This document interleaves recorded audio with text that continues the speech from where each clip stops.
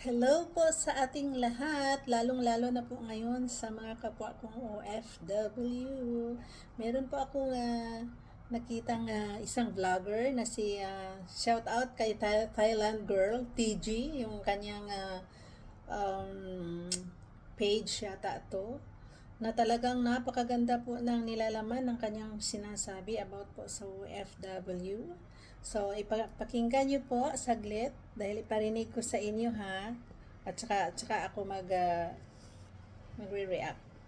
Kaya kung may mga kaibigan kayo o kamag-anak kayo ng mga OFW, i-send nyo, itag nyo sa video na ito dahil i-real talk natin sila. Sa lahat ng mga kapwa ko OFW, makinig ng mabuti, magalit na ang magalit, pero real talk ito. Ito seryoso, ito na tanong sa lahat ng mga kapwa ko OFW.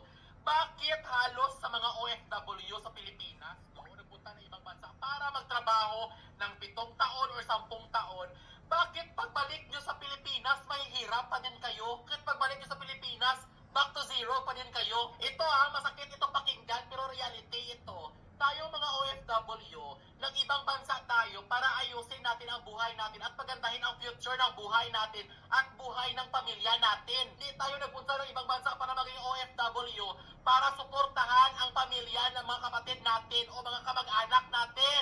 Masakit ang sinabi ni Thailand Girl. Masakit talaga yan siya. Lalo na kasi may kakayahan ka pa at may lakas ka pa magtrabaho sa ibang bansa. Masakit talaga pakinggan ang sinabi ko. Pero balang araw, pag paigod-igod ka na at wala ka na kakayahan magtrabaho sa ibang bansa at naghihirap ka na, dyan mo ma-realize na tama itong sinasabi ko. Kasi guys, ito talaga ang mindset ng mga OFW. Ayan guys, napakinggan nyo ba yan? Totoong-totoo po yung lahat ng sinasabi niya. Talagang thumbs up po ako talaga 1,000,000 times sa sinasabi niya.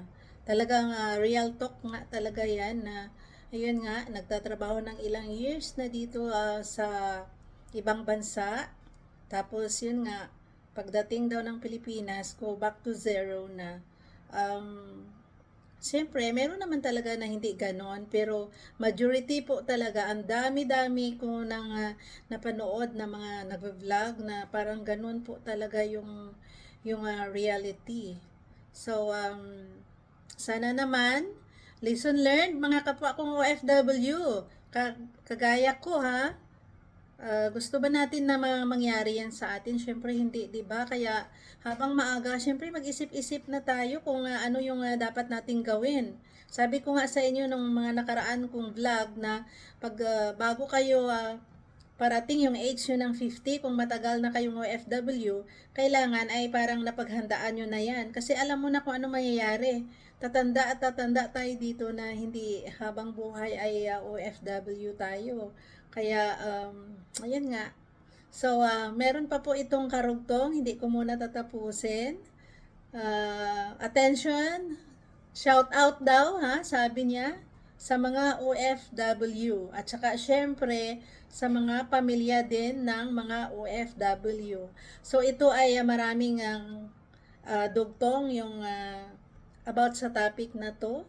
'Di ba napakaganda at heartbreaking talaga. 'Di ba napakinggan nyo 'yon? Ano pa 'yon Marami pa 'yan siyang sinasabi. Wala po talagang mali sa sinasabi niya. Shout out sa iyo, Thailand Girl. Tamang-tama talaga, girl. Lahat ng sinasabi mo, kuhang-kuha mo. Bravo, bravo po talaga sa iyo. Okay, next time ulit, mag-react ako ulit sa mga ano. Meron pa pong karugtong ito. So, thank you for watching. Bye!